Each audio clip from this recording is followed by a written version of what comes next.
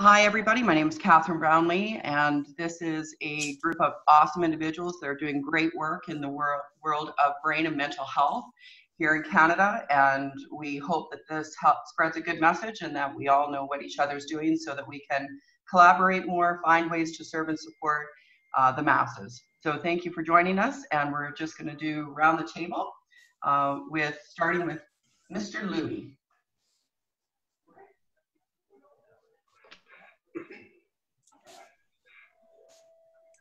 Good morning. My name is Louis Kellerman. I'm with Copeman Healthcare.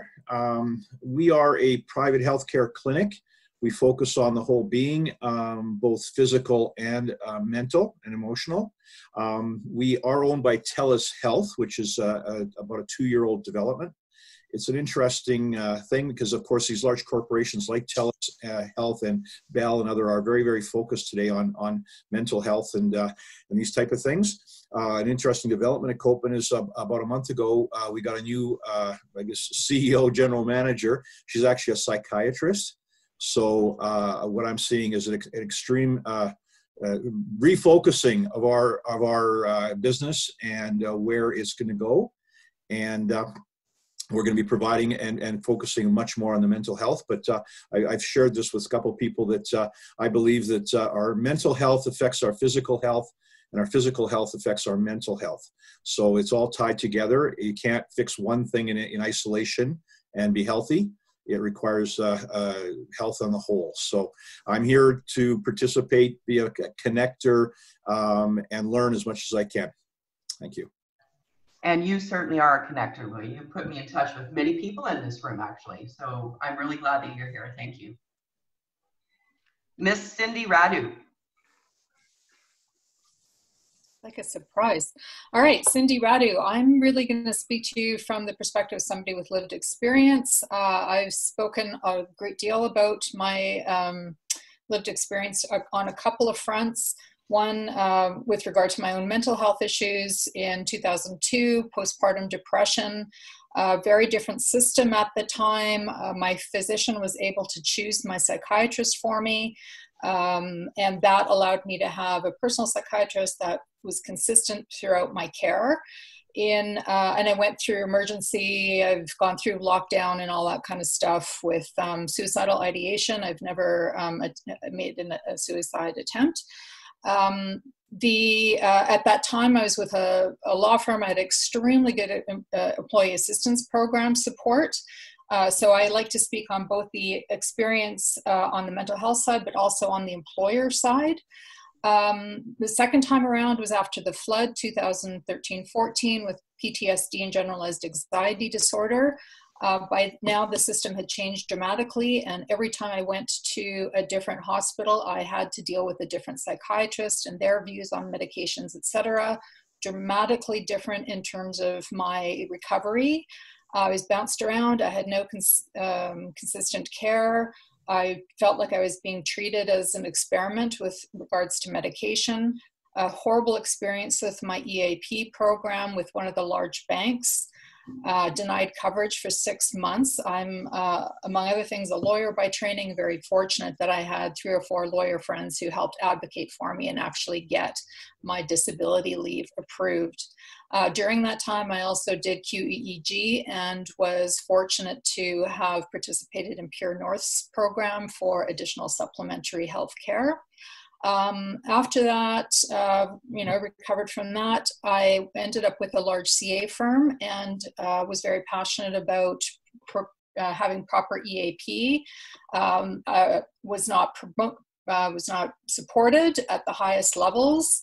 Something as simple as getting your EAP connection right on the front page of your website. And we tried to have a committee at the highest levels and it was not accepted. Not even a mental health week, nothing. I've also had the experience of somebody very close to me attempting suicide twice. I had to advocate for him the second time around in lockdown. He was committed by the police and he was treated with electric shock therapy without his consent. I went to the Alberta Ombudsman. I fought for several months. He was under care in lockdown. managed still to make a rope out of sheets and try to hang himself while in lockdown. So I have that experience as well. I've also participated in, as a result of that experience, a book called Sick to Death of the Silence, which a project that I worked on with John Gulak and Canadian Mental Health Association. I've been on the board of Canadian Mental Health Association, Calgary and Alberta. And my asks today are that you please listen very closely to the asks of Chris Mack and Mara Bruno, who are very passionate about the suicide field and suicide prevention, and that anybody who's on the call that is in the service sector, please resist. Please resist or stop resisting combining and consolidating your services so that we can get a coherent structure in this city, in this province, in this country. That's it. That's awesome, Cindy. Thank you so much for joining us. Katrina? Good morning. How are you guys? Sorry, it's Saturday. It's dark in my house here in West Springs, Calgary. So I'm Katrina Bradley. I'm the Chief Development Officer at Calgary Counseling Center. I have the great fortune of working here. This August, it'll be 7 years. And those who know me in the fundraising world, my reputation is I come in, I transform, I leave, but I found my home. So I'm really excited about that. It combines all of my passions of education, social services, mental health, everything. So it's great. So a little bit about Calgary Counseling Center. We've been around over 57 years, providing professional mental health services to ages 3 to 90. Still waiting for somebody older than that to stay with us in our services, but we don't have a restriction. We see all seniors.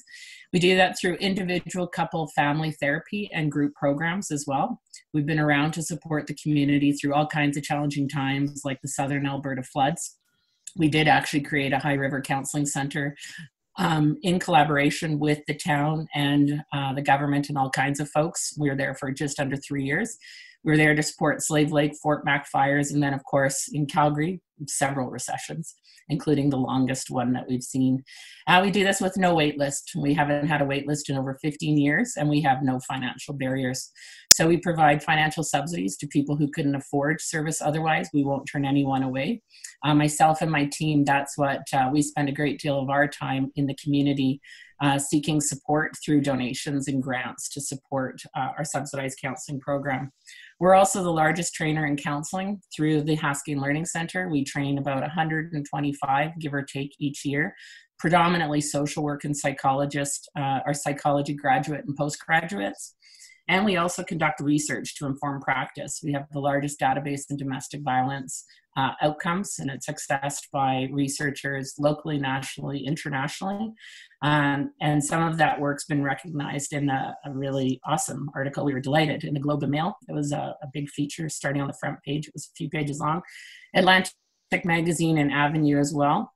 And just one quick thing I wanted to share, just the magnitude of what we've seen since COVID-19, the state of emergency was announced March 16th we moved right away to online counseling. So we didn't miss a beat. We started providing counseling remotely. So through online virtual conferences, using Teams, as well as phone and text. And just from March 16th to May 23rd, we served over we did over 7,500 individual sessions alone and another 1,515 participating group programs. So substantial amount of work already that we've continued to do. It's a little bit about us. Thanks for the opportunity to participate on Robbie's behalf. Thank you, Katrina. It's so good to see you again. Christopher. Hi, everyone. So as most of you know, I work with Catherine, and I work as the administrative and social media coordinator for CBI. Like Cindy, I come with more of a personal experience to this group. I myself have been fortunate that I haven't had any experiences myself with mental health besides just some depression and anxiety throughout the years, but I grew up supporting somebody who was diagnosed with bipolar type 2. That was my mother, and it was kind of this similar situation to Cindy of seeing somebody go in and out of the system through a Rolodex of medications, one hospital to the next, one psychiatrist to the next, and eventually just treated like a test subject. And to the point where, unfortunately, just because of circumstances and because of how stressful and difficult it was to try to navigate a system that was so rife with stigma and shame and no sort of effective solution, I lost my mother to suicide in 2018. And so my kind of goal and mission in being part of this group is just to see an increase of resources and accessibility of resources. I know that for somebody watching somebody who was struggling with these daily issues, it was just so difficult for her to find any sort of way to really continue on after a certain point. And I really think that it was a preventable situation, but unfortunately, the resources weren't there, the accessibility wasn't there, and even the support for those in a role of support for someone suffering from a mental health issue or suicidal ideation, the support resources wasn't really there for myself or my family either. So I just want to be a part of this as someone who has the personal experience and wants to, see a difference and a change made. Thank you. Thank you, Christopher. And just an endorsement with this young man. He's been amazing. I've known him his whole life. His mother was an amazing person, a very loving individual, and cared for everyone. So it was a very tragic day. I'm really glad you're here, Christopher. Thank you, Catherine. Rona.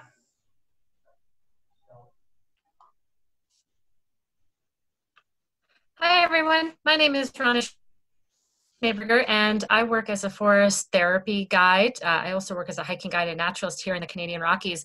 I am a trainer and a mentor with the Association of Nature and Forest Therapy.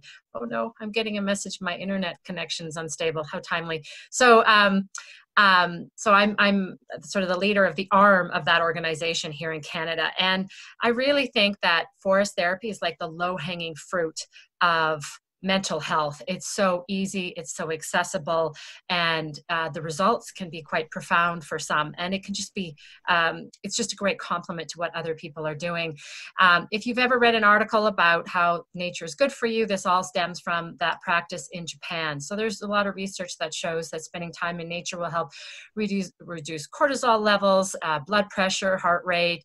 It'll reduce anxiety. It can help with depression. It boosts your natural killer cells, which is your cancer-fighting, tumor-fighting white blood cells. It helps you stop ruminating. Like, there's so much. And so there's the whole idea of just getting people to go for a walk will help. But then there's also the deeper level, which is what we call forest therapy. And forest therapy is when you go out with a guide. And the reason you would maybe consider going with a guide is that as people, we tend to get distracted when we are outside, and sometimes we end up on our phone halfway through our walk because we're so distracted. So, and also as a guide, I take people through this experience where I take them into this meditative state, although we don't call this meditation at all because some people get really triggered by that term, but we get into this deeper state in ourselves. And in that place, as I give them sensory invitations. They're like little activities as a way to connect with the natural world. And when people get to that place, there's this realization that something significant has been missing in their life since they were a child, but they just didn't know it. And I've seen people go through this process in varying ways, but one of the things that I see, other than what I've just told you, is there's also this feeling of actually being in the world. And I know that may sound strange, but there's this really deeply rooted sense that I'm here, I'm in the world, and there's a sense of aliveness that comes with it. And so that's what I've dedicated my work to, is just connecting people to nature through this model and training guides. So right now there's around 80 guides or so in Canada. We're going to be training around 40 to 50 now every year. And I just think this is so accessible to people, and it's a great complementary piece. In the States, doctors are now starting to prescribe this. One of my mentees is a professor at Harvard Medical School, so that you're going to see a big push. She just came out with a curriculum to go through universities throughout the States in terms of bringing forest therapy and the role of spending time in nature. So there's a handful of others. In Washington, D.C., he created the Parks RX program. So he's teamed up with parks around the States, universities, and various organizations as a way to get people outside. Like I said, this is totally the low-hanging fruit. This is like cheap, easy way. And it's such an easy way to bring health and wellness to people's lives. So I guess my ask, I know this is still relatively new in Canada. I've been a guide in the Rockies for 25 years. So getting into this whole mental health, umbrella is new to me. So for me, I'm looking for contacts and any advice. One of my missions, the organization I'm with here in Canada, is really, how do we get this into the medical system? How do we get this into mental health? And it's so accessible. So I'm looking for contacts, ideas, advice to help me do that. So that's me. Thanks, Catherine. Thank you, Ronna. Do you mind putting your information into the chat room for everybody? Sure, I can do that. Oh, maybe one other quick thing is when the pandemic hit on March 13th, a week later, I started doing virtual forest therapy walks, and we'd never done anything like that before. And I have to say, there's a process we take people through that it just works like a charm. And I have to say, it's been really effective of helping people like calm their nervous system, or move from your sympathetic to your parasympathetic nervous system, and all the results. So I'm seeing that this actually can be done afar as long as people have access to some nature, even in their yard or off their deck. So yeah, delightfully surprised. But I'll put my website in and the organization that the ANFT as we call it, I'll put that in. Thanks, Catherine. Thank you, Ron. Sue Newton. Hi, everyone. Thanks for inviting me here. And it's great to hear what everyone's doing as well. And I've never heard of forest therapy, so I think even that I'm excited to learn more. So I'm a nurse by training, and I am part of Health Upwardly Mobile, HUM for short, which is a specialized outpatient clinic in Calgary. And we focus on addiction, mental health, and chronic pain. And I work with an integrated team of healthcare professionals. So we have some medical doctors, social workers, psychologists, and myself. And we've been in Calgary for the last 11 years. And I think the part that I love about working with HUM is we have a really holistic approach.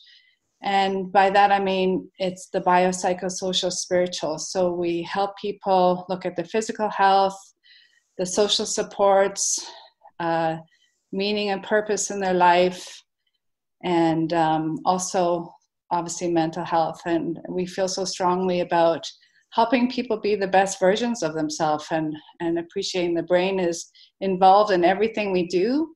And so the healthier our brain is, the healthier our lives are, really. And so we really help people find the tools that they need in their lives so that they can live a happier and healthier life. So my ask today is really to let people know that we're available and around. I think because we're not part of Alberta Health Services, sometimes often people say to us they've never even heard of us. Like the Calgary Counseling Center, we don't have a wait list, so we always block appointments every week for new patients because we recognize when people are in distress, they can't wait weeks and months, so we'll get people in as quickly as possible. And we're continuing care, which means we don't have like an endpoint to our services. So it'd be kind of like dealing with diabetes. Once somebody's a patient in our clinic, they can come and see us indefinitely as they need to. So we help people and we meet people where they're at when they need us. So that's it. Thanks, Catherine. Thank you so much, Sue. Jeff Block. Good morning, everybody. I'm Jeff Block. I'm one of the founders of Avora Equity. Avora Equity is a healthcare-focused investment firm based here in Calgary. We've invested in sleep clinics. We've got over 25 sleep clinics across Alberta under the brands of Eurosleep and Sleep Medics. And we're finding a strong correlation between mental health and sleep disorders, and are looking for people to sort of help treat our patients through psychology and cognitive behavioral therapy. We're also looking at mental health as a possible place to invest in the future, and are happy to be part of this group.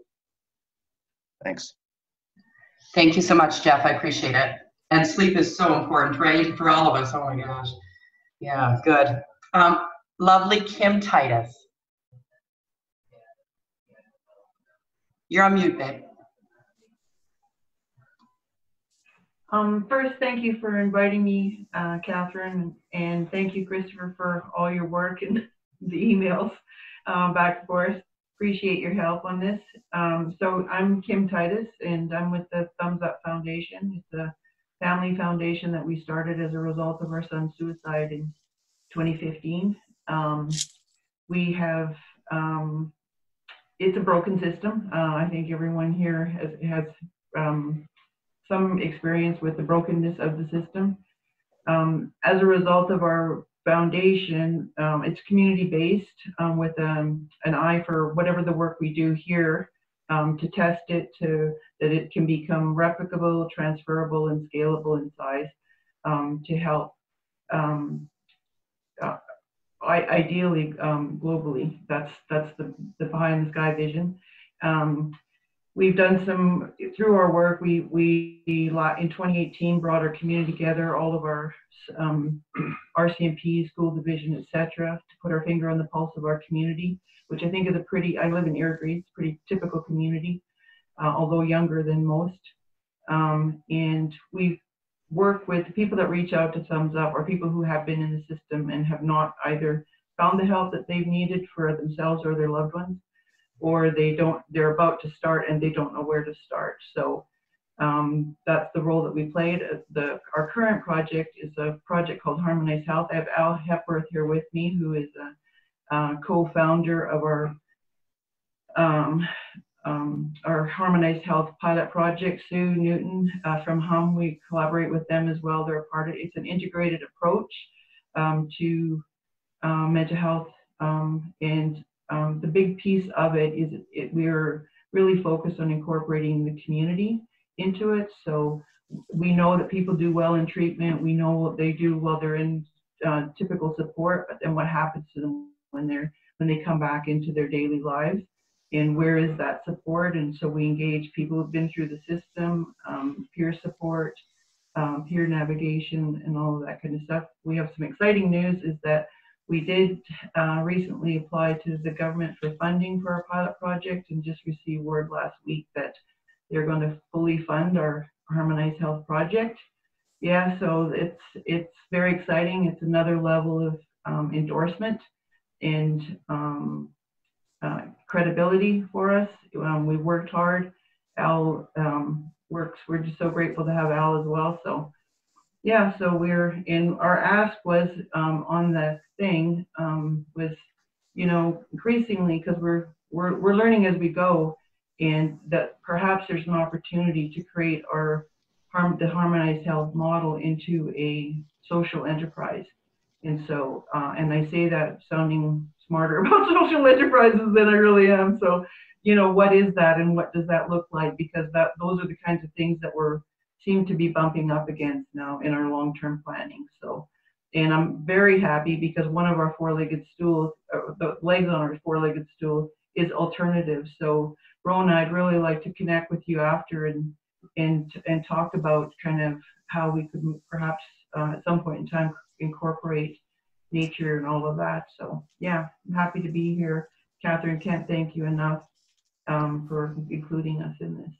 Oh, of course, Kim. I love the work that you guys are doing, and congratulations on the funding. I'm very proud of you guys. Thank you. Mr. Dr. Bob. Look, this is our most colorful guest today. Well, thanks for organizing this, Catherine. Can everybody hear me okay? Okay, good. So 57 years ago, I was a passenger in a car at a major concussion in a car accident. I had a separated skull. And after I recovered from that, I looked okay, but I wasn't okay, and I knew it, and that's why I have had to wear tinted glasses ever since. So I had a major concussion, didn't know what it was, and struggled around. I did a brain map about 2 years ago. You're on mute, Bob.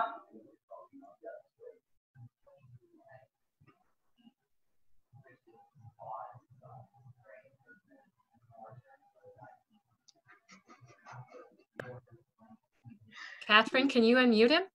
Gosh, I got it. Okay. Oh, perfect. I'm not sure how that happened. I wasn't trying to do that.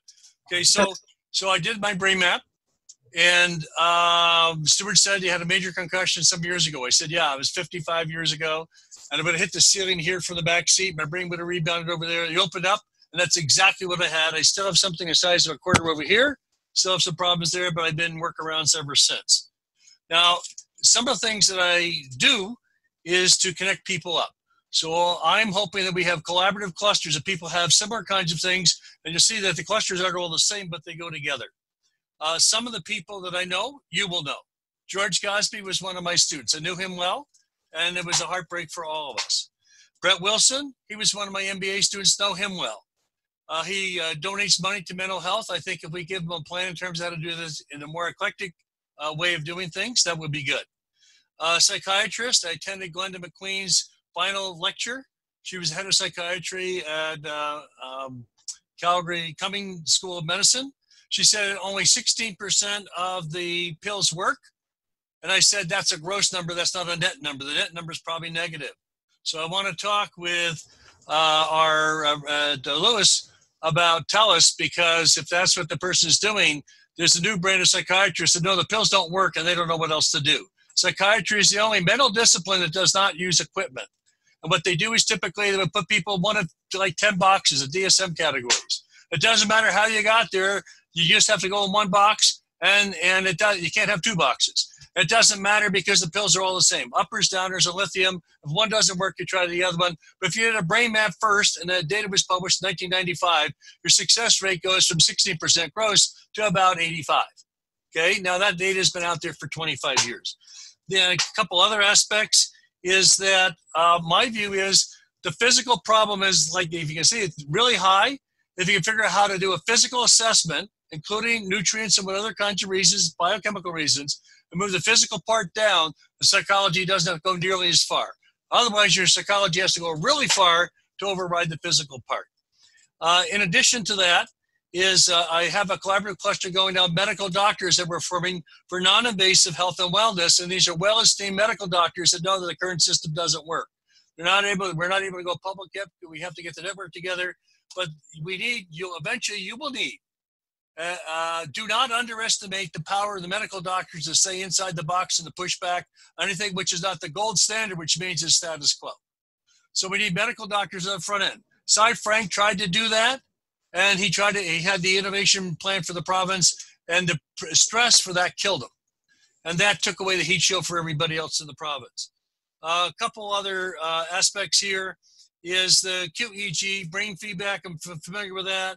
The brainstem, Alberta Children's Hospital, Hotchkiss Brain Institute, biosymmetries, other clinics, functional neurology, all these are separate pieces. If we can find a way to kind of pull them gradually together, that would be good. There are 6 different people or groups with Calgary Connections I know of, 6 doing music therapy. None of them talk to each other, but I know all of them. We already have some of the pieces going together now. It'd be nice to do more, because that's non-invasive. And if you do the music therapy, watch the brainwaves in real time, you actually can see what works. I've got other dots there. Degree of separation in the world is supposed to be 6. If it's 3, nothing happens. We are at 2 and 1. And once you get all the 2s together, things can happen because we know other people. So at the end of the day, my ask is this. I'd like to get Lewis, Bruce Edgelo, and myself in the room at the same time and brainstorm how we can crack this out there, because I have lots of good ideas to do there. Number 2, I'd like to look at the idea of a center, which I think we're looking at, and I have some ideas to do there. And also, I want to get Chris involved. Chris and I had a wonderful discussion. Thank you so much, Catherine and Cindy. Within 16 hours of Catherine talking to Cindy, Bruce, Chris and I were on the phone for 2 hours nonstop. I was amazed at how many people he knew that I knew. We just want to put the pieces together for First Nation people, ways to reach people, etc. And so my view, and incidentally for psychiatry, the head of psychiatry for Egypt, the whole country, his mentor is the head of psychiatry for all the Middle East, and his brother is the chairman for RoboGuard, and I'm on the board of one of my MBA students. We know how to scale. If we can figure out what to do for mental health in Calgary and in Alberta, this is a world-class business because everybody else has the same problem. We can do it here. We have the database for the world here, train there, and if we solve ourselves first, we are the help for the world. So why go slow if you go fast? Because the world needs us to go fast. Why go small? Think big because the world needs us to go big, so let's go do it. That's my ask. Now I have to step out as we're going here because I'm having some pictures of my students, so I double task. Anyway, keep going. It's all good. I love it. Okay, everybody. Now, I know that Bob is lacking a little bit of passion. Oh my God. Thank you so much, Bob. I think we got our new leader. Okay, let's see. We've got Chris Mack. Thank you. And thank you for everyone here. Just to honor everyone here for doing what they're doing and to come together. In 2015, my ex-wife, Erica, died by suicide at the age of 29, 1 month before her birthday. And in 2016, her family and myself started the Erica Legacy Foundation. And our foundation is engaged in changing the ways that communities and people think, talk, and act about suicide and mental health. And we do that through programs and initiatives that are very proactive, they're predictive, and they're preventative, and highly engaging, which is a huge piece in suicide prevention and mental health right now. I've realized that I come from a background of marketing and radio and television, and I've realized that a lot of the programs that are out there right now don't engage people the way they should. They're behind in how they engage people. With that, our foundation has done a couple of things that are really great, which I have written down here because I will forget all of them. We have a youth program that we just partnered with the largest youth organization in Canada, which is bringing mental health and suicide prevention education to youth from grades 3 to 12 within their existing schools. And by the end of this program, it will be running constantly year after year and teaching 4 million youth or more about mental health and suicide prevention. And it will start with teaching them about the science behind suicide. A lot of people, a lot of programs go from the psychology side, but we're going from the neuro side and the brain side first to have youth know more about what's happening in their body before you can fix what's happening in your body. The other things we're doing is we're partnering with technologies like Bob said, QEEG brain scanning and RTMS, which is transcranial magnet therapy, and also doing predictive technologies that'll be able to tell you if a person that you love or a person you know, it'll be able to tell them and you if they're going to have a suicidal incident 6 months before it happens. So it'll give you a little bit of runway to do some treatment on them before that happens. And that is actually out there right now, and it has been proven, and it is a technology that is amazing and has had many papers written about it, and we're partnering with those people. The other thing we're doing is, as Bob mentioned, we are trying to come up with a way, and we think we have a way to bring mental health and suicide prevention technologies, training, education, and engagement to Indigenous communities across Canada, to rural communities across Canada, because we realize that a lot of those communities can't get to the hospital fast enough when they have issues. And as we know, the number one culture and community in Canada currently with the highest rates of suicide are Indigenous youth and Indigenous communities. As well, we have a ton of other technologies that I would love to talk to people about, but if you want to know more, you can watch Cat's Track, because I was just on it, and Cat's Track on YouTube is fantastic. So hit up Catherine and listen to my Cat's Track. It tells you a little bit more about what we're doing.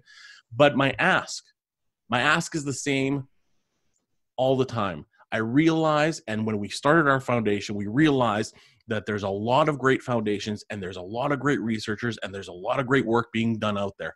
But if you step back and take it into a business sense, if you think about business, there's two kinds of websites.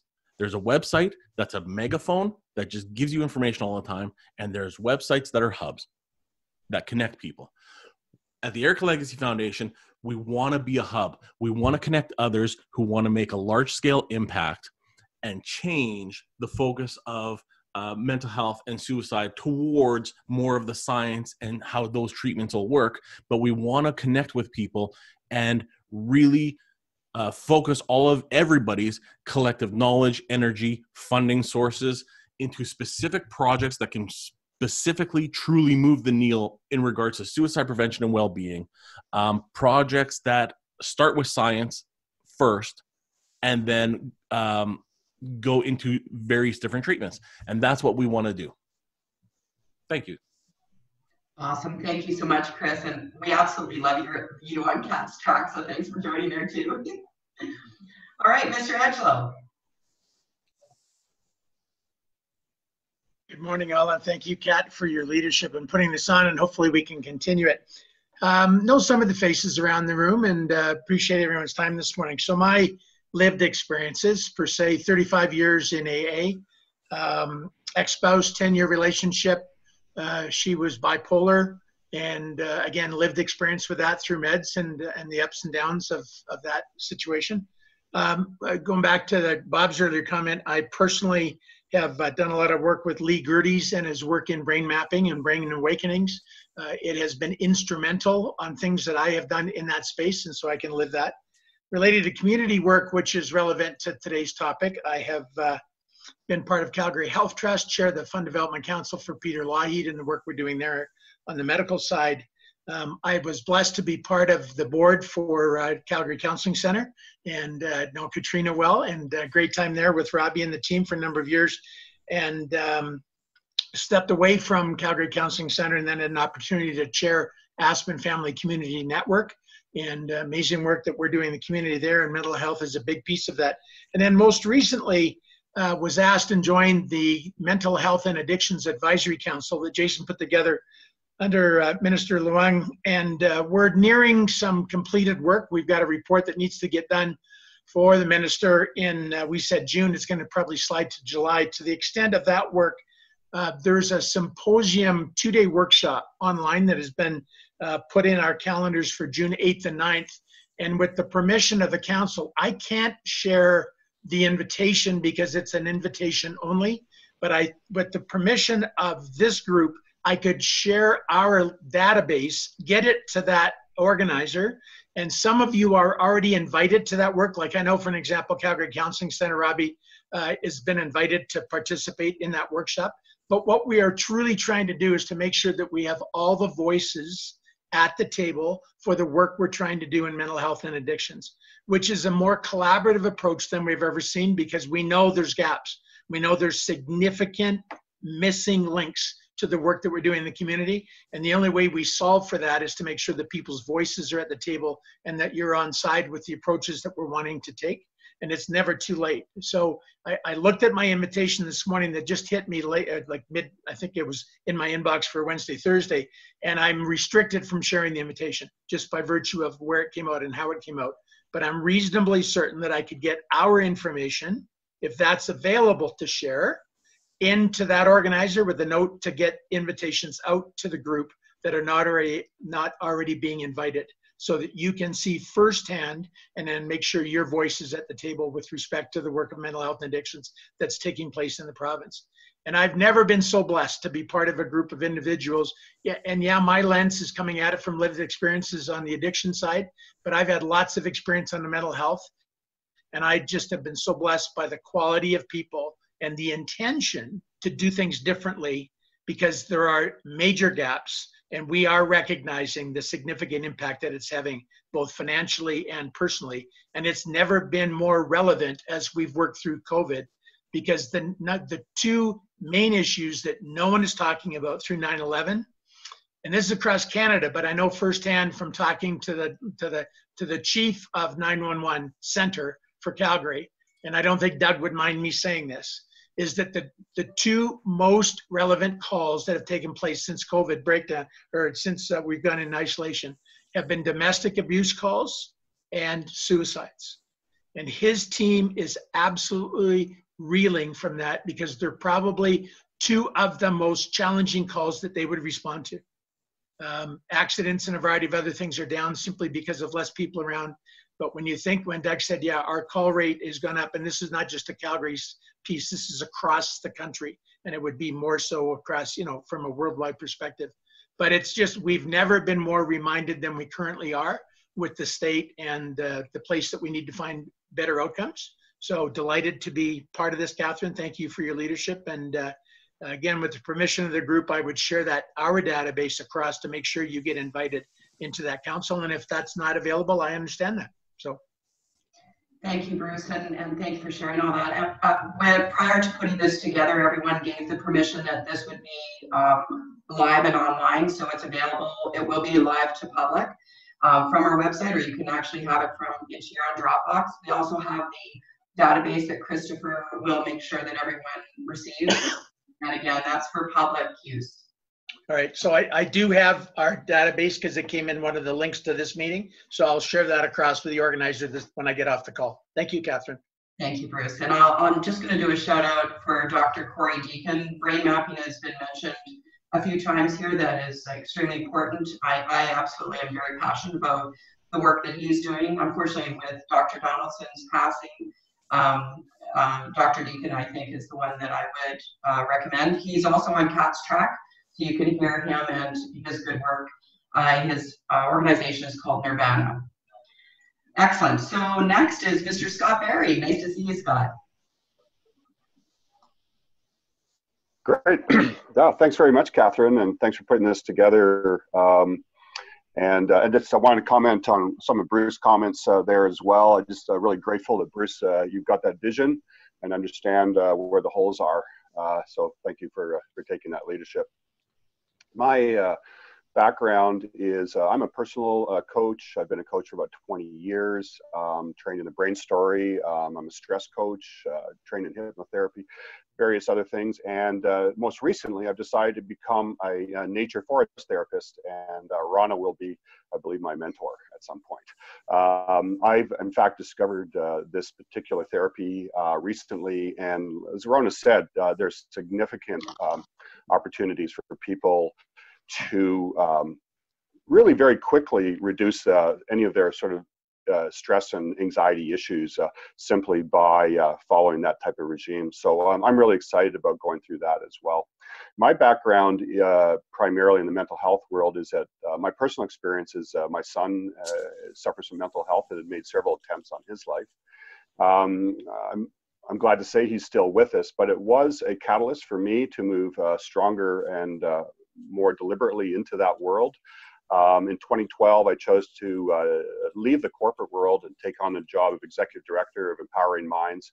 My focus was really to support youth in developing their mental health. I felt that earlier we could get into and exposed to youth and support them in providing them the tools they need to be effective, the better.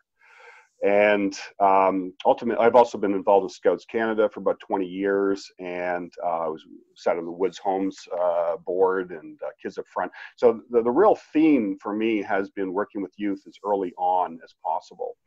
The focus that my partner and I now have decided to approach, and by the way, we're based in Nelson. We have a retreat here, is to really build teach people to fish is really what we're about. We want to build capacity in the system. And so we want to do that by helping people realize and gain some of the initial tools they need to ultimately move to a place where they can become effective supports for people in the mental health world. So one of the asks that we would have is to come and talk to us a little bit about the retreat offering that we have out here in the West Kootenays, and the opportunity for people to come and get out of a perhaps a stressed environment or an urban environment and start to learn how to build some of the skills and tools you need to not only deal with your own anxiety and issues, but to help others as well. So, so that's my main ask. Thank you. Thank you, Scott. And did you send all that information to Christopher with your new retreat information? Absolutely, and I'll set our website, originalpath.ca. Thank you. Mr. Wayne Steer. Thank you, Catherine. Good morning, all. Appreciate you being here. Appreciate you setting it up, Catherine. Christopher, all your work, and also Greg, all your work as well. I'm the Director of Fund Development for Fresh Start Recovery Center, and I've been there February 1st. It was 10 years. And for the past 28 years almost, Fresh Start Recovery Center has been recovering lives affected by addiction. And we've been doing that by housing, treating, and supporting people that have been affected by addiction or are currently affected by addiction. We have a 50-bed treatment center, 40,000 square feet in Northeast Calgary. That's been open since 2012. And we're a nationally recognized agency, a nationally awarded agency as well, and do great things in the community for helping people, men 18 plus, who have struggled with addiction and want to recover. We also have a program called the Family Healing Program, which is open to anybody. And now with the COVID, we've done virtual broadcasts as well. So it's an opportunity for people that have somebody that suffers from addiction, which is of course a mental health issue as well, and the two are interrelated in a lot of ways. To come together to talk about their experiences, to learn about the disease of addiction. And once they've done the 6-week program, there's an alumni program for that group, so they have a group of people, like-minded people that have had the same experience to talk about it. It's still not the type of disease you go out on your front lawn and say, hey, this is what's going on in our household, how about you? So there's still, although it's coming down, there's still a fair level of stigma attached to it, and it provides an open environment for people to discuss the issues, to find support, get tools, be more at ease with what they're going through, and know that they're not alone. And in saying that, addiction is a disease of isolation, and oftentimes we may think that the opposite of addiction is sobriety, but really the opposite of addiction is not sobriety, it's connection. So those people that are connected, well connected, and continue to reach out to people and interact are far less likely to turn to drugs or alcohol. And Bruce mentioned earlier 35 years in AA, so the whole AA, we're a 12-step program, which is AA's 12-step as well. So it's really about staying connected, reaching out, being honest with each other, and just making sure that you're part of the community. And a big part of that too is reaching out to the community and being of service to the community as well, and helping others to rise up. So, like I said, we've been in community for 28 years, doing great work. Those who need us know of us, hopefully, and a couple of things that so Cindy had mentioned Pure North earlier. We've been involved with Pure North ever since 2012, and many of our people have had the option of being on Pure North program for vitamins and different things, and by and large, the people that take that offer have done remarkably better than others. Scott had mentioned the brain story. All of our staff, irrespective of what their position is, are brain story certified. we're accredited. We've what else? I'm very interested in what Rona and Scott had said earlier with respect to the nature therapy. I think there's a great opportunity to work together on that for some of the people. Well, not some of the people, all of the people that come to us. And with the family healing program, I mentioned the alumni aspect, but for the main program, for the addiction treatment program, everybody that goes through the program becomes a member of the Alumni Association, and they have that connection through all of those people as well. And we offer second stage housing for people that have gone through the program. They need supported housing when they're finished, so that they can transition more easily into the greater community or the larger community.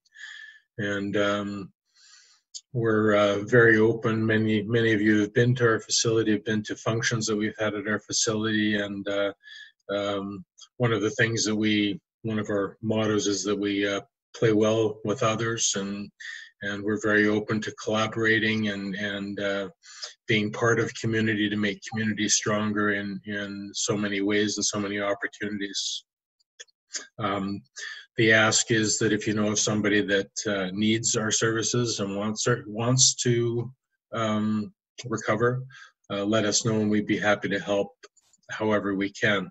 Having said that, we do have a wait list of about 120 people, but as Katrina said earlier with respect to their program, the Calgary Counseling Center, my job is to make sure that treatment recovery is affordable for people that can't afford it, and we have a sliding scale. Some people can't afford to pay anything, so they don't, and some people can afford to pay the full shot, so those who can do, but we don't turn anybody away because of finances. And I guess a few asks: remain open. Think of us if you want to partner with any particular area or discuss. And if you're looking for a place to invest in that has a high social return on investment, we're a great resource to invest in. Thank you. Awesome. Thank you, Wayne. I'll just do a quick shout out for those of you that have known I've been part of the Rotary Club for a very long time. One of the programs we have is a stay at school program, and I had 3 young boys that I was fortunate to be very involved in their lives for many, many years. And one was very small when I met him. And unfortunately, the two boys, one died of suicide and the other one is in jail. And the third one that I'm going to do a shout out for has absolutely come through the other side. He's been clean for a year. He is a very good friend, an amazing soul, and he's going to be an amazing person for the rest of his life. It's been, I'm overwhelmed with even thinking about it. He is an amazing individual, and it's all because of the work at Fresh Start. He'd been through many, many programs that didn't work, and I was praying for him every day. I didn't think he was going to make it, but I'm very grateful for the work that you do, Wayne. Thank you. Okay, Talia. Good morning, everyone. My name is Talia Bell, and I am very pleased to meet you all. And some of you, it's nice to see your faces. It's been a long time.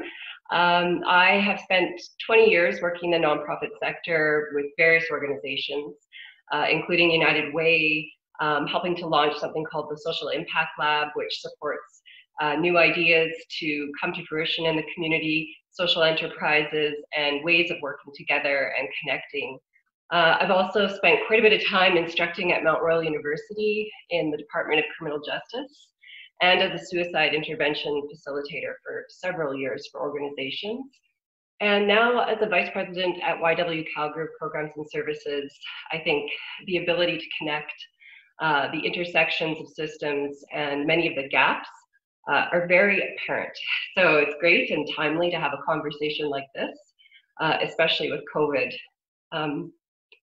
So at YW, our mission is around intervening, leading, and supporting women when and where they need us most. But I think a lot of people don't know that we also support men, we support children, and we support families. So our programs run widely, and we support more than 5,000 people every year through our programs and services. Probably most known for our Sheriff King Home Domestic Violence Shelter, but it's really a small percentage of the work that we do.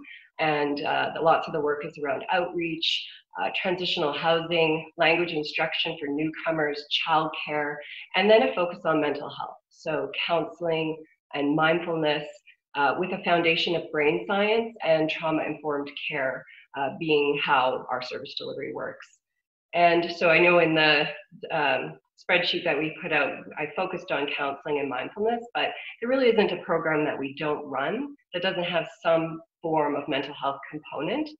And during COVID, it's been really fascinating to see what's emerging within our programs. So we have 5 essential service locations that support women and children in a residential setting. And what we're seeing emerging from a mental health standpoint for clients as well as staff has caused us to enter into a bit of a reimagine phase for our services and supports right now, because we're seeing a very increased rate of mental health concerns due to the isolation that residents are facing. We're seeing psychological injury to our staff from how they're engaging and from the trauma of what they're seeing with clients and their inability to connect in ways that they typically connect. And then we're actually seeing a decrease in domestic violence calls. It's interesting because I know there's a perception that domestic violence calls have increased.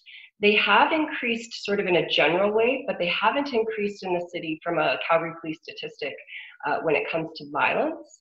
And we know, though, that based on what we've learned from other countries, that there is the notion that it's being hidden in home right now.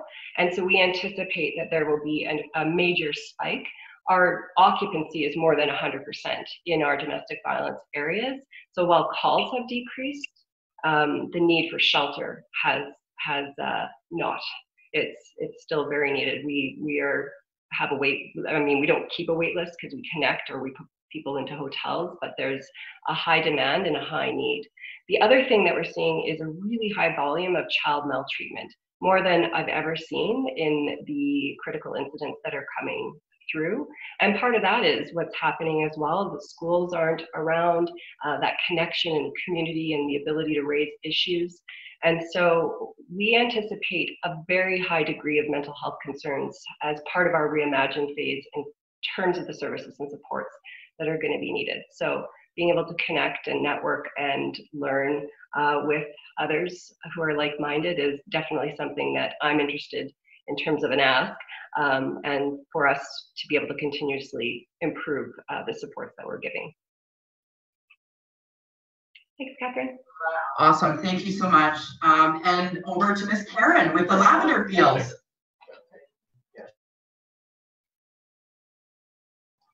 Karen? Me? Okay. Lavender fields, Karen Gallagher with the lavender. With the lavender. I'm not paying attention. I'm going, there's a Karen in here besides me. Good morning, everyone. I apologize for eating while we're talking. I have a wedding to officiate this afternoon, and I'm super excited, so I had to get prepped for that and wolf down my breakfast. I work for a Canadian Mental Health Association here in Calgary. I'm sure most of you are familiar with it.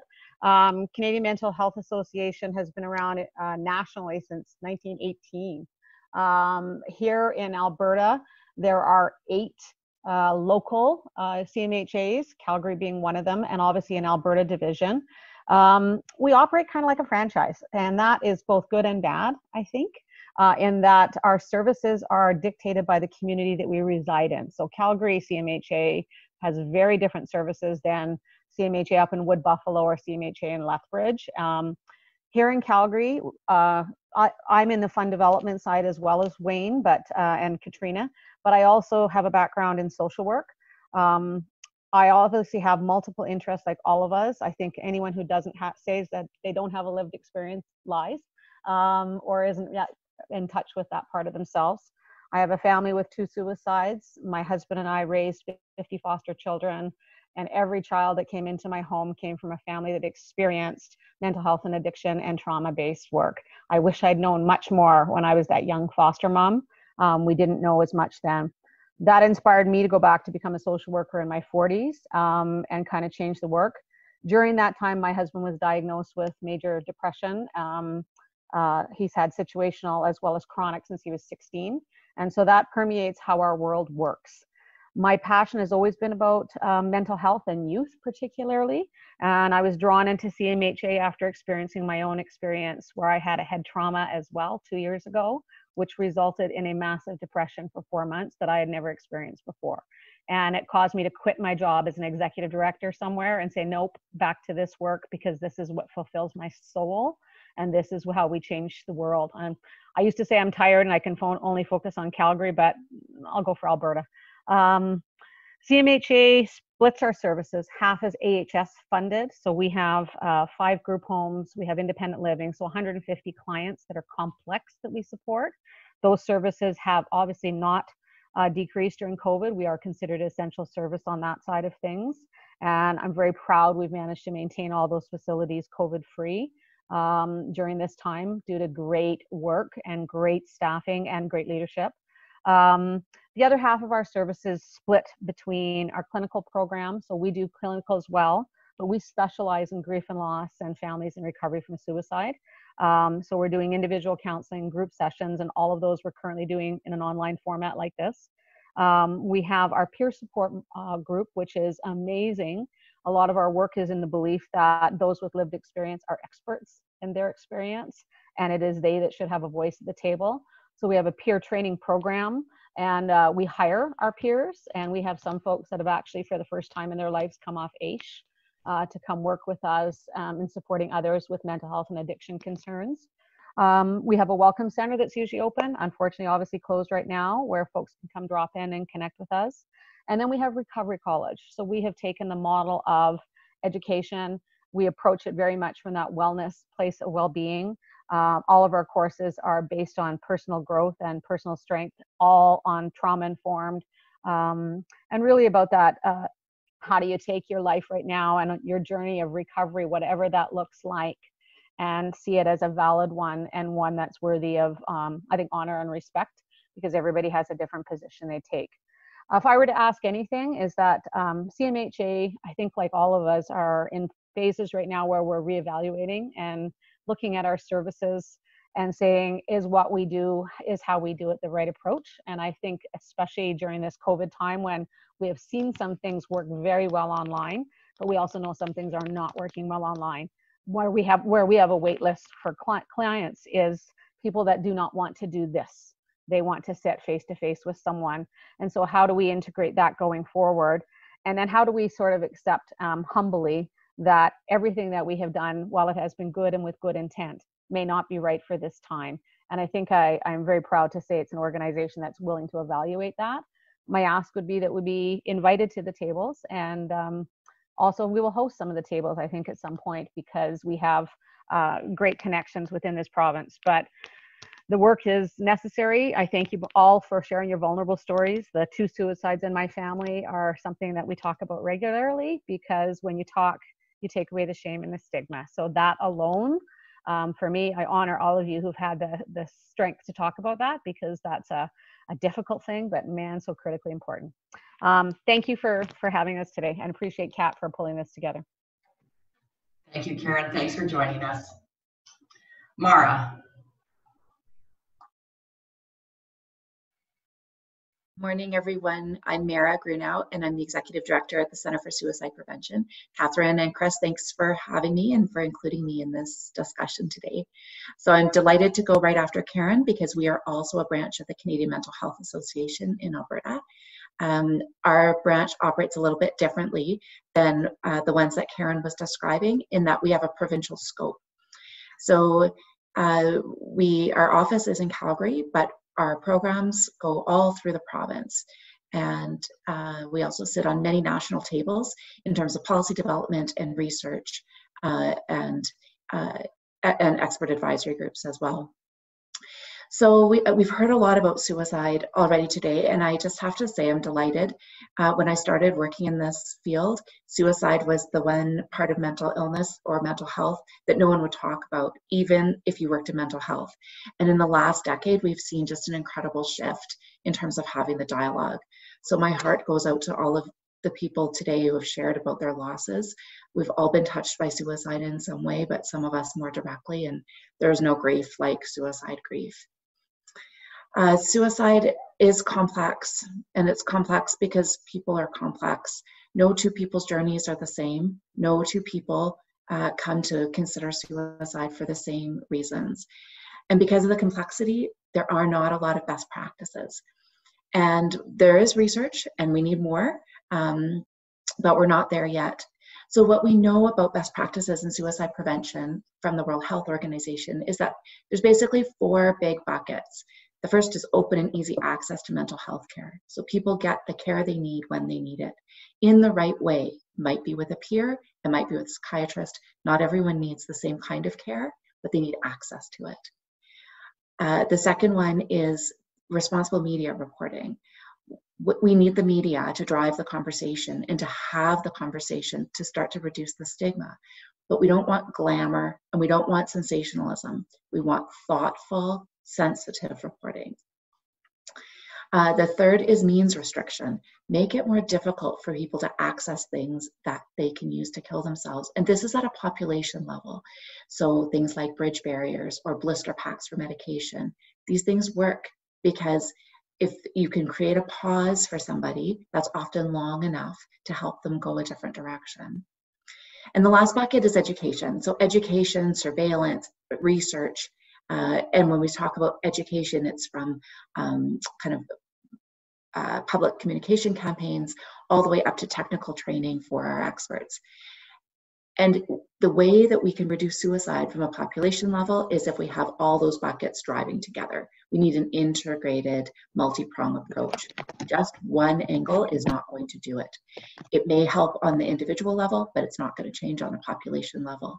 And that's why collaboration is needed. So Center for Suicide Prevention is the education center. We've been running training and education in suicide prevention for nearly 40 years.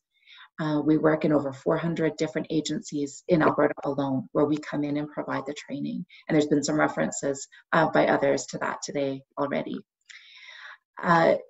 Why do we train people? What is so important about education? Well, what we know from the research is that when someone is at risk of suicide, they put out signals, they put out invitations, but they often don't go to the system. They don't go to emergency. They don't call 911. They put out invitations, and oftentimes we don't see them. We don't know what to look for. And if we do see them, we don't know what to do. And that's where the training comes in. We don't necessarily have that information intuitively. We have to practice it, just like CPR, just like first aid. And that takes a lot of skill. The other thing that we spend a lot of time talking about is at the Canadian Mental Health Association, I'm sure you've heard the 1 in 5. 1 in 5 Canadians at any given time is experiencing a mental health concern. But what about the 4 in 5? Asking someone who is experiencing suicidal crisis to be able to say, hey, hi, I'm drowning, I need help. That's not reasonable. We need to know. We need to be able to see what's going on for them, and we need to know how to create a lifeline in a meaningful, helpful way. And that can look different for different people.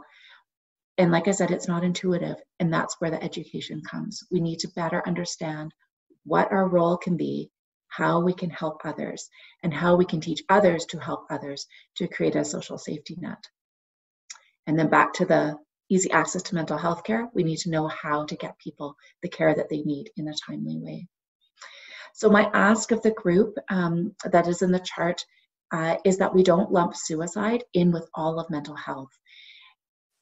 It's so easy to do that, but that doesn't help with the stigma. And there's a variety of research perspectives out there. Classically or traditionally, we've said that 90% of people who experience suicidal crisis have a diagnosable mental illness.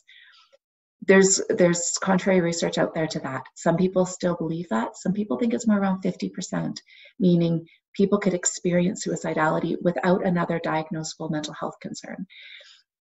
I don't know that that makes difference to a lot of us personally, but hopefully it can change our perspective and understand that anyone can experience thoughts and feelings of suicide depending on their life's journey.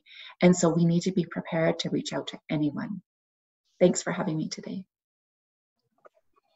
Laura, thank you so much. Now, I'll just do a shout out again. You have a lunch and learn, a workplace lunch and learn that is only 2 hours long, and it's only $200 or $250 or something. So it's a great way to spread the message quickly to all the workplaces. And I just have a question, Mara. Do you also have that online somewhere? Yeah, so we can do a lunch and learn over Zoom, and we can fit it right in your lunch hour. And we are a fee-for-service agency. We aren't funded by the government for our operations. So we do operate as a social enterprise. However, similar to what Katrina was talking about, we would never have cost as a barrier. So please don't let that deter you. Half my staff think we shouldn't charge at all for anything, which I think too, but eventually you have to write the paycheck, so it's hard that way. But definitely we can do that over Zoom. On our website, we have a lot of small videos and FAQs and information around suicide. We have the largest library, collection of suicide-related material in the world. And so we do a ton of knowledge translation. That's part of our education services, and that is all free of charge. So kind of what Chris Mack was talking about, if you could be a megaphone or a connector, we operate as a connector in our operations, but our website is very much a megaphone. And you can find information on any element of suicide prevention on there. And if you do see a gap or something that you're looking for and you can't find it, just pop a note over. We have we have a research librarian and a reference librarian, and they can find you anything. So yeah, we have lots of information online. Thanks. Thank you, Mara. Over to Ms. Karen Judge. Okay, hey, Karen Judge here. I just want to say, wow, I am so grateful to be in the company of so many awesome people doing awesome work. And thank you, Catherine, for this invite, because, yeah, thank you. My superpower really is I am so beyond passionate about moving the needle on mental health, and I'm doing it through prevention. So that's my focus. I'm a 55-year-old woman, and I've not lived a day in my life where I've not had a close loved one struggling with a mental health challenge. Probably the one that was hit hardest was my mother, and very much like Christopher's story, lots of, forced treatments that didn't work and situations, and we just never found answers. And unfortunately, my mother was finally told that she should probably go to an institution for the rest of her life. And my father said no to that and said to our family, we're going to bring her home. And we brought her home, and my mom did not leave the bedroom for 20 years. So think about that, 20 years did not leave the house, other than my wedding. That's a whole other, you'll have to read my book to hear that story.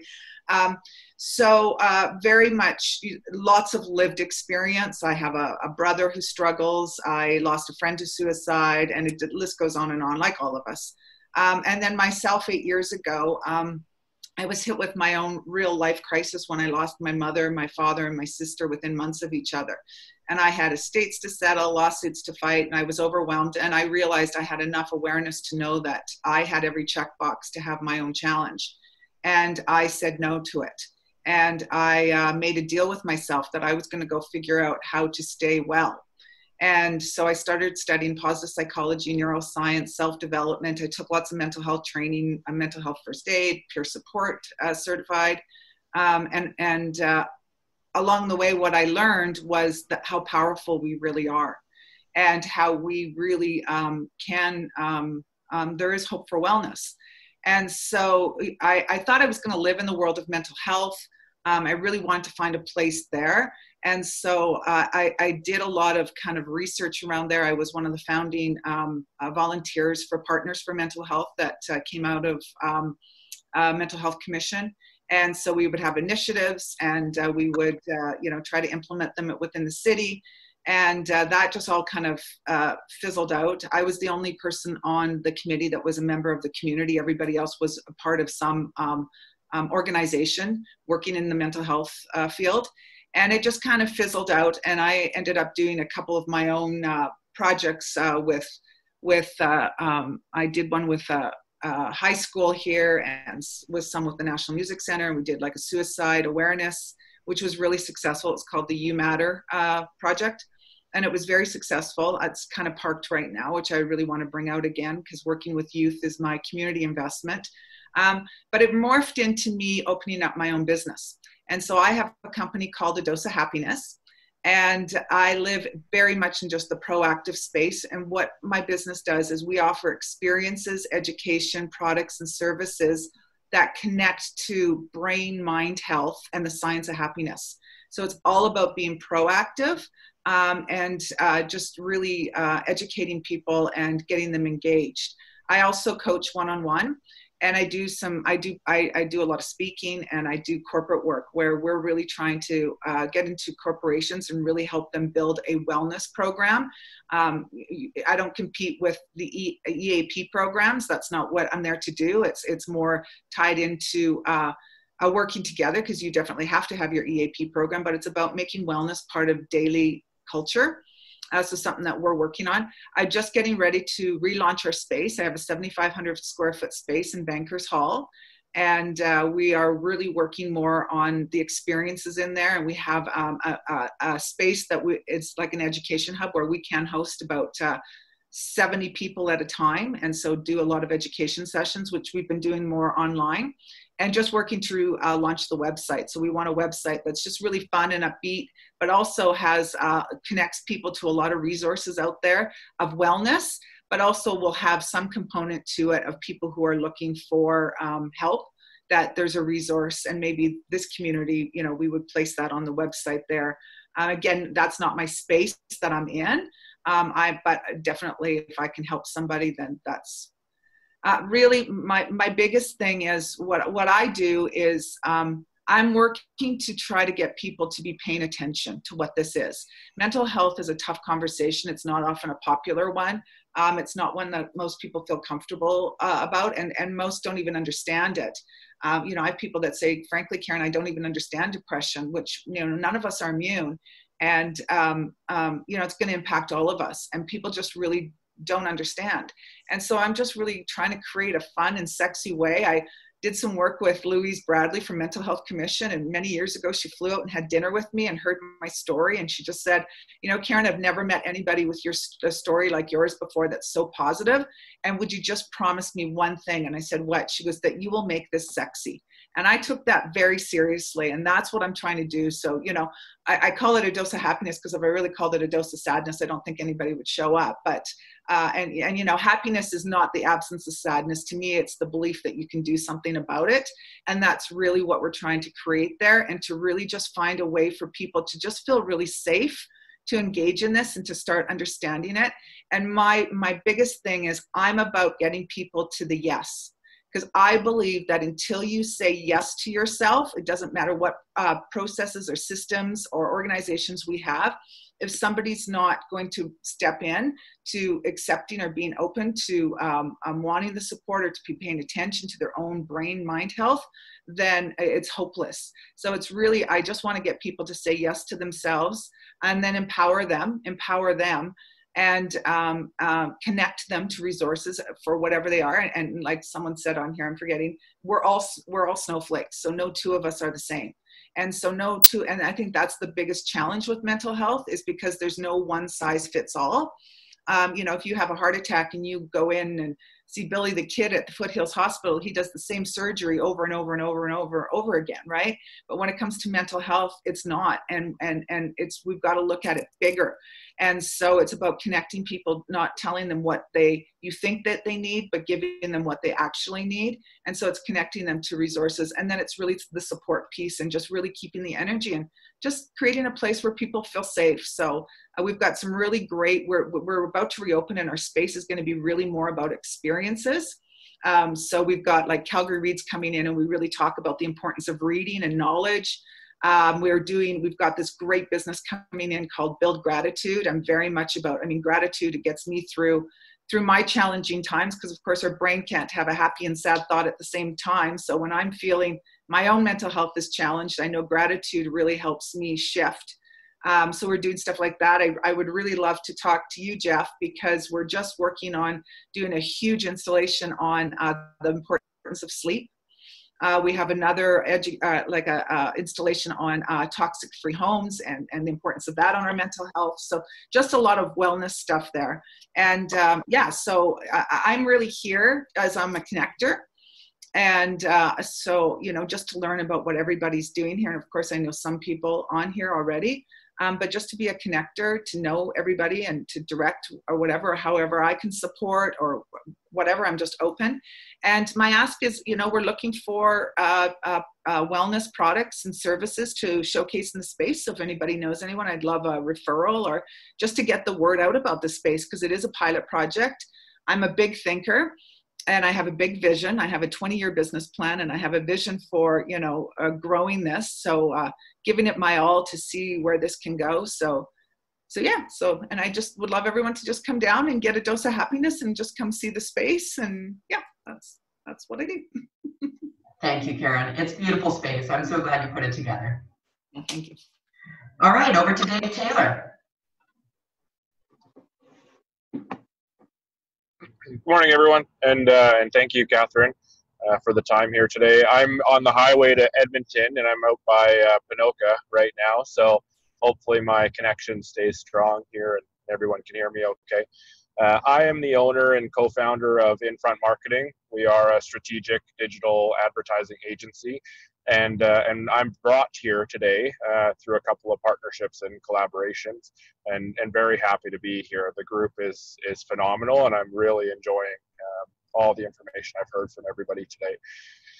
We work directly with Health Upwardly Mobile and Sue, who's here today, and we are actively running ad campaigns to promote tips and tricks for dealing with anxiety, dealing with addiction, dealing with relationships issues. As an ad agency, we have access to consumer data that allows us to target people specifically based on their behavior and the things and the content that they're showing interest in. So, we're actively working within this community, and my ask today is to help us understand best how to get people to act on the messaging and awareness that we have in the community. Health Upwardly Mobile specifically, we've had over 1,000 people in the last 10 days act on our messaging of receiving tips and tricks for dealing with anxiety. We do realize that people are consistently dealing with these issues in silence and dealing with these things on their own. And we are becoming a resource for them to get some answers. We're running a webinar on June 10th to discuss a live Q&A session about dealing with anxiety in trying times. And again, we're actively looking for the questions that people are seeking answers to, because we do find difficulty in getting them to share those questions, as again, people do not actively share the things that they are going through and the things that they are dealing with. However, we do realize when given the information, they do act quickly on looking for help or looking for assistance or taking that and digesting it in their own way. And again, we want to be a resource for that.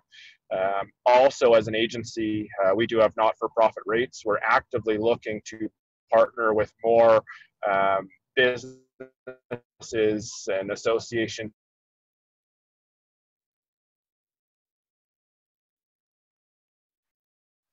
in the mental health community where we can help increase to individuals. We are a for-profit business. We do want to support not-for-profits in every way that we can, whether that's through discounted rates or in ways that we can help provide strategy, consultations, or effective audience targeting, where those are services that we do not charge for. We're happy to be involved in that conversation of how to find these individuals based on the behavior of the device that they're using, and share information to them about the awareness and opportunities that are available for them to get help and to get information and break some of the silence questions, because we do see that there's a lot of information that's just thrown generally or generically into the media, and it's difficult to get people to act on that.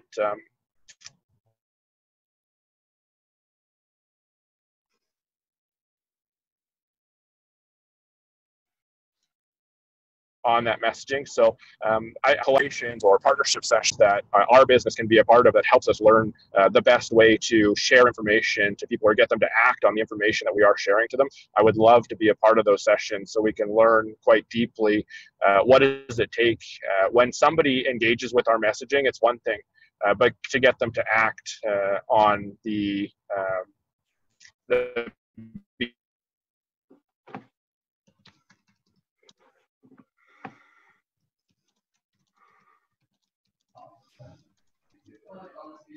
Dave, we're having trouble with your connection. I'm so sorry. So just behavior of reaching out and asking for help and not. Thank you again, Catherine, for putting this. Yeah, I'm so sorry, Dave. We're losing you. I'm really sorry. Just a quick shout out for Dave and Infront Marketing. It is because of Dave and his generous support. He's the one and his partner, Tom Watts, are the ones that did put together the whole CATS track, put together the brand, and they're doing it all for free, just so that we can get these awesome individuals that we know and love across Canada out through these interviews. So just thank you for all that you've done for us, Dave. I really appreciate it. Okay, and our last guest is Chris. I don't know who Chris is. It's not a full name. And I looked at our invite list. I'm not sure who Chris is. Catherine, I'm signed in through 2 computers. That's just me. Oh. Not to worry. I'm just connected because it's easier to share data from the other one. Awesome. Okay. Thank you so much, Chris. Okay. So now we've got Greg McGilvery who's going to take us through the next part of the agenda. I just want to say too that I know that we only had an hour and a half booked. I didn't want to cut off anybody. They were all valuable introductions, wonderful asks. So if you do need to jump, we understand completely, but Greg's going to walk us through the rest of the agenda. Thank you for all of your time today. I really appreciate it. It's been valuable for me, and I know for all of us on the line. So thank you. And Greg, over to you. Thanks, Catherine, and thanks for all your work. And you're a master connector, and I appreciate you doing this. I've got some personal lived experience, probably undiagnosed bipolar. Been living with a wonderful sister who's been struggling with that condition now into her 60s. She's been through the system. She's had psychiatry, medication, but she also talks about the need to eat well, rest well, exercise, and have social contact to stay healthy. So it's been great to work with her. She's taught me a lot. I just have to say really quickly, I want to be respectful of people's time. It's after we had agreed to close. We had hoped to have about 45 minutes of conversation around the idea of starting a mental health and wellness collaborative.